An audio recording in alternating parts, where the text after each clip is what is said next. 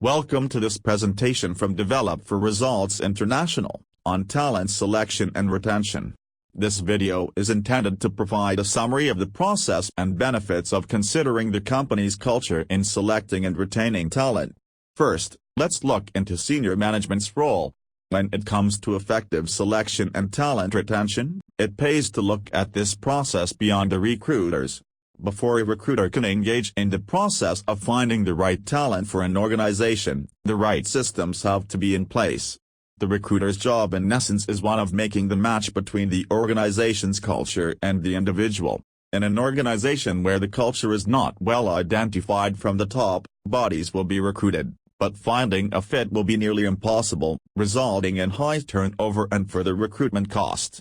Next, we have HR. Human resources' role in this process is not too different from that of senior management. Ideally, they should work hand in hand at developing and communicating the culture. When recruiting is not a division of the internal HR structure, HR should ensure the outsourced recruiters are well versed in the organization's culture and values. In instances where recruiting is done internally, it's expected that these values that define the culture will be known.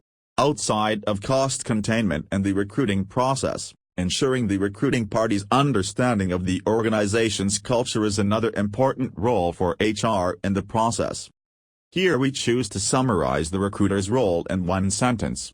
The intent here is not to undermine their contribution, especially when the management and HR tasks are not accomplished. It's easier to send a list of positions out to recruiters and expect to get X number of bodies, instead of taking the time to communicate needs and objective behind those open positions and how the right candidates will bring value to the business. A lack of preparation therefore not only prolongs the recruiting and selection cycle, but can also turn into a costly process, especially when retention becomes an issue.